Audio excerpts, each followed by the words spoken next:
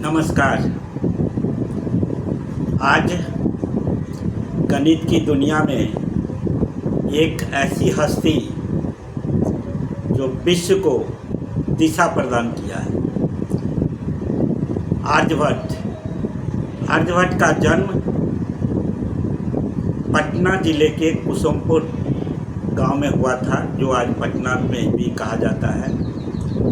इन्होंने अपने जीवन में बहुत सारे कार्य किए।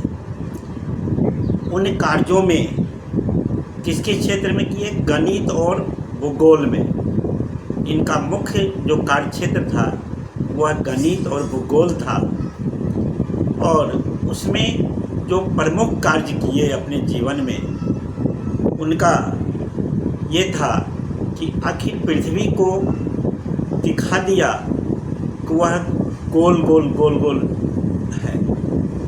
अब अपने जीवन में इस बात को दिखाया कि पृथ्वी गोल है। दिन रात होने का कारण, उसके कारण को उन्होंने बताया। अगर घूर्णन गति नहीं होती तो वह पृथ्वी गोल नहीं होता, और घूर्णन गति के बारे में डिटेल से बताया। और यही कारण है कि दिन रात होते हैं। सूर्य और चंद्र के अंतर को बताया कि सूर्य के प्रकाश से ही चंद्रमा रात में शीतल रोशनी देती है। अब देखिए, उन्होंने ऐसा काम किया कि ग्रेविटेशनल फोर्स, जो गुरुत्वाकर्षण शक्ति है, उसका बेस मॉडल उन्होंने दिया, आधारभूत बात को कहा। गणित में उन्होंने त्रिकोणमिति के सूत्र को, बहुत सारी बात को कहा। वृत्त के बारे में फार्मूला वृत्त से निकाल करके उन्होंने बताया। पाई का मान क्या होता है, पाई क्या होता है, इसके बारे में जानकारी दी।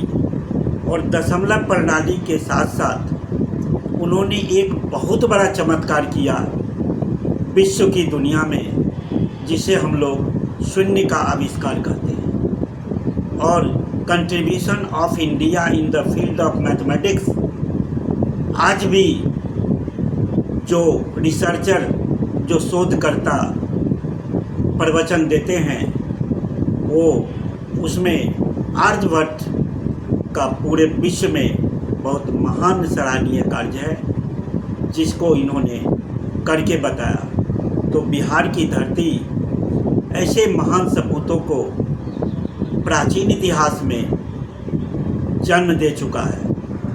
फिर आगे थोड़ी सी बात करें तो इनकी शिक्षा कहाँ हुई थी?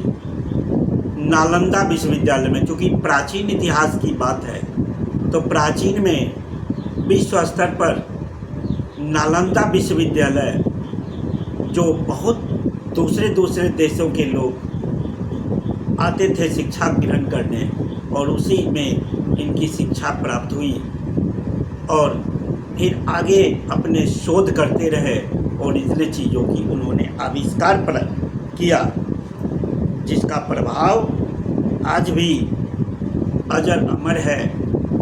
ये धरती पर नहीं है, फिर भी इनकी कीर्ति पूरे विश्व में अजर अमर है। चाहे यह विज्ञान इतना आगे बढ़ जाए, चाहे गणित आगे बढ़ जाए, चाहे टेक्नोलॉजी आगे बढ़ जाए, इतना क्षेत्र का मतलब बेस, मूल अवधारणा देने का अगर किसी को श्रेय जाता है तो आर्यभट्ट को जाता है।